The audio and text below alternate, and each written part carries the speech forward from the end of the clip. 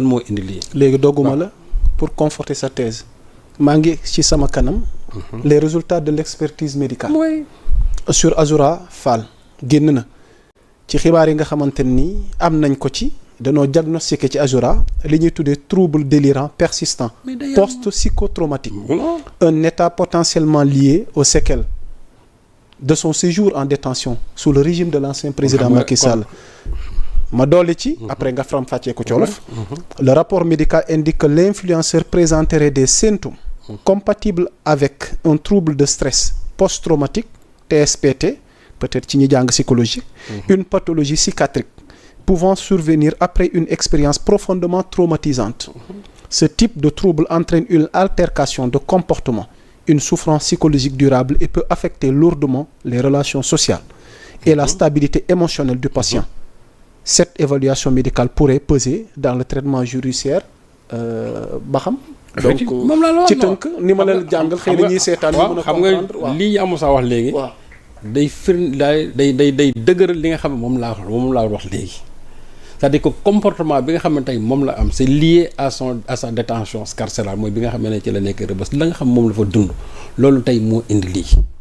donc moom bu réagir nag par rapport li nga xamante ne tey moom moo ko dal c'est-à-dire que la figure de Macky Sall dafay nekk loo xam ne ni pour moom jotewu ci mais par exemple tey ku mel ni Macky Sall bu taxoon ci kanam mën na ko dóor physiquement mais dans la mesure où mënul jot ci Macky Sall par rapport ak moom li nga xam moom la vivre loolu mooy tax muy c'est-à-dire muy lâcher loolu ñuy wax naan ay saaga la. c'est vrai que ay saaga moom ak ci ku mën a jógee.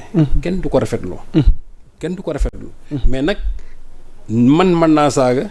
keneen mën naa saaga. man ñu jàpp ma keneen ka ñu bàyyi ko parce que dañuy xam ne kii peut-être àndut ak sagom te man ànd naa ak sama sago bi nga xamante ne loolu maa ngi koy def.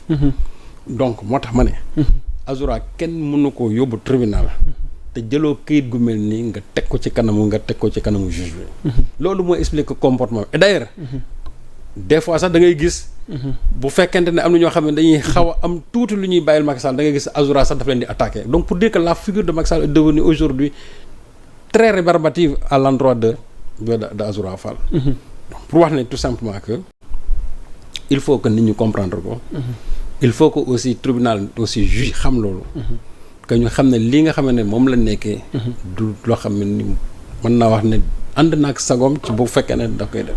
Maître Moussa Diop nag bu bëggee taxaw mu ne. waaw parce que ci laa bëggoon dikk léegi l'attitude de l'opposition sur cette affaire. moom laa ak argument yu ñu teg sur la table comment comprendre ça. non c'est-à-dire li ñu teg. ça ne tient pas la route. bu ñu demee xool ñi nga xamante ne ñoom dañuy jàngale psychiatrie ak psychologie. danañ xam ne ñoom la ñu wax ça ne tient pas du tout la route. parce que Azoura mën na am comportement boobu à l'endroit de Macky Sall. mu toog ak kenn parce que mu toog man Azoura mais mënoo soupçonner sax souvent war a mën a am. ay problèmes psychologiques ay problèmes mentaux yoo xam ne dina ko indi ba ci état muy taxaw di saaga. donc Maître Moussa Diop moo tax ma ne moom am njàngam ci boobu en tant qu'avocat dafa des parce que moom il est appelé un jour.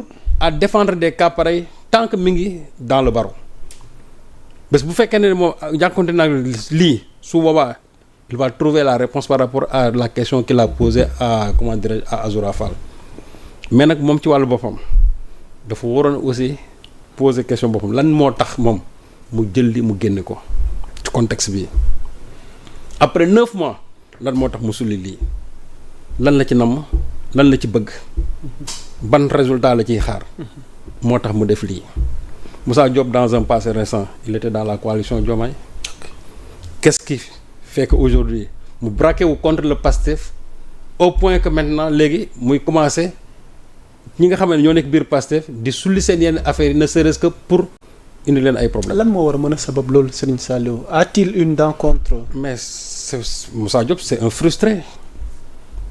Moussa Diop c'est un frustré. Moussa Diop n'a jamais digéré que d'abord que législative yi moom wax Pastef yóbbuwuñ ko ci. et en plus de ça aussi xam nga gars yi ñu wax ko ñu bañ ko wax fii kuñ fi nomewul ñu ci bëri mais da ngay am nooy gisee sa bopp. Moussa Diop ne peut pas diriger ça après avoir été DG de Dem Dikk. moom jàppoon na ne tey fi ñu toll nii ak peut-être li mu représenté au point politique même s'il ne représente pas grand-chose. moom jàpp na ne fi ñu toll nii tey waroon na mën a am ndomb tàng yoo xam ne war na ko mën a permettre muy continuer à exister sur la scène politique. ce qui n'a pas du tout été le cas. parce que rien ne justifie son attitude ci yoo xam yow barki dem ne nga ñoom nga jàppaloon bi ñuy dem élection présidentielle. xuloo feek ñoom jotewoo faa kenn c'est pas un problème de ligne politique ni d'idéologie moom moo leen jaxase. nga bëgg a xëy commencer durcir sa comment dirais-je durcir sa ton au point que tes ennemis d'hier sont devenus les amis d'aujourd'hui, les amis d'aujourd'hui sont les ennemis d'hier sont devenus les amis d'aujourd'hui. C'est ça le paradoxe de Moussa Diop.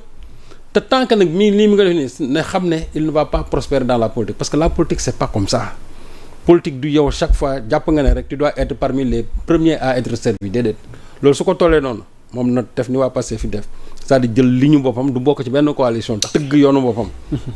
parce que waa Pastef dañu wóolu seen bopp. moom su fekkee dafa wóolu boppam. dafa tëgg yoonu boppam c'est-à-dire échéance bu ñuy demati. bu mu bokk ak kenn bu mu nekk dem ci benn coalition. il a été dans Macky 2012 après il a été dans Diomaye président mais ce qui est Macky 2012 n'est pas Diomaye président moom loolu la war a xam léegi nag peut-être ne serait-ce que par esprit vindicatif mu ne xaaral ma wëri ay vidéo yoo xamante ni dina war a mën a créer mais na xam ne l'objectif a été raté est nag pour man jàpp naa ne sax sa bénéfice xamul tax parce que dina permettre tey nit ñi xam ne justice bi ku taxaw ci kanamam ak foo mën a féete gisul lu la justiciable. fa laa bëggoon ñëw ak yow ba bëgg la laajaale balaa ñuy tëj chapitre bi mooy est-ce que aujourd'hui patriotes yi wala ñenn ci ñoom pour mettre à l'aise seeni kilifa yi ñu ràññee ni aujourd'hui on a un état et il y a de ces réalités à tenir compte pour mettre à l'aise tey jii ni seeni ay kilifa ci seen yenn attitudes yi quoi. xam nga man j'ai bien suivi le débat ci patriotes yi ñoom seen biir sax ça a été vraiment chaud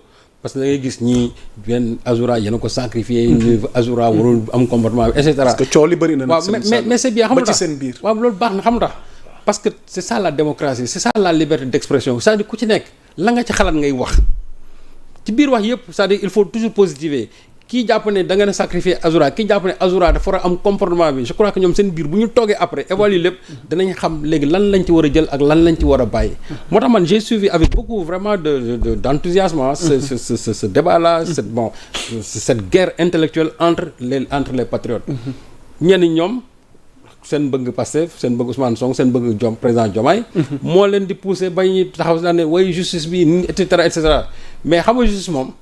ñoom fa ñu taxaw aussi lañ taxaw il est vrai que à un certain moment ñun ku ci nekk mën nga am doo jox sa sentiment sur la marche de la justice yéex na sooxee na c'est justice à géométrie variable mais ñoom la nga xamante ne fa lañ taxaw te li nga xamante ne aussi moom lañ ci wone moo di nga nekk Azoura nga bañ a nekk Azoura nga féete fii nga bañ a féete fii am na décision yoo xam ne suñ ko jëlee ñoom danañ ci dem ba keroog verdict di ci daanu loolu nag man jàpp naa ne dina gën a mettre à l'aise sax ñi nga xamante ne ñoo nekk ci nguur gi parce que ñu ci bëri dem nañ ba ne woy Ousmane Sonko dégguñu ko et cetera non Sonko c'est le premier ministre du Sénégal c'est pas le président du PASTEF qui va intervenir dans ces situations mais nag ñi nga xamante ne moom ñooy ses avocats bu ñu waxee da ngeen xam ne il faut se reconnaître à travers les avocats de Sonko Ousmane Sonko c'est-à-dire sa propre personne parce que ñi nga xamante ne ñoom ñooy avocat Ousmane Sonko ñoom aujourd'hui ñooy taxaw Azoura Fall ñoo koy taxaw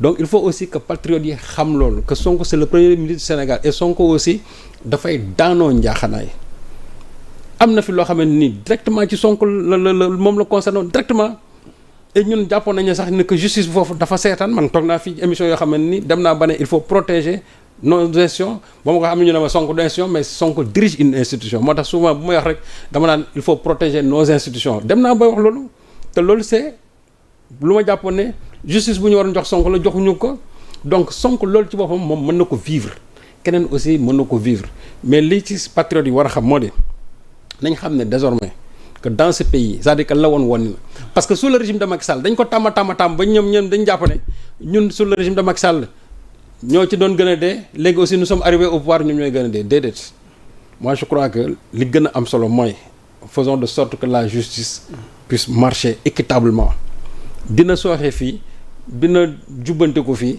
mais li ci gën a am solo toujours nañ ko essayer de mettre vraiment sur les rails au point que bés bu nga xamante ne verdict am na ci ñu mën a xam ne lii ça a été donné vraiment de façon équitable te loolu aussi à l'endroit des gens de l'opposition ñoom dinañ xam ne actuellement nii amatul luñ lépp lan lu ñuy wax parce que sous le régime de Macky Sall c'était impensable de voir un militant de Macky Sall ou bien un proche de Macky Sall justice bi woo ko kenn mësu koo gis alors que fii tey mën naa ne Pastef ba mu ñëwee ba léegi presque ñi ñuy interpellé yëpp c'est beaucoup sont des gens de Pastef des fois il y a de ces décisions yoo xam ne sax dañ koy jël à l'endroit d'autres personnes yoo xam ne ni dañuy saaga ay kilifa Pastef et nit ñi dañuy jàpp ne peut-être justice bi verdict ba mu waroon joxewu ko mais loolu rek lu muy firndeel mooy la justice est là bon an mal an mi ngi fi que aussi waa opposition bi xam ne ñoom tamit dara dootu ñun du leen ko may que luñ fa mën a def quel que soit le système aujourd'hui qui est là que ne ku ci nekk la nga def bu soobee yàlla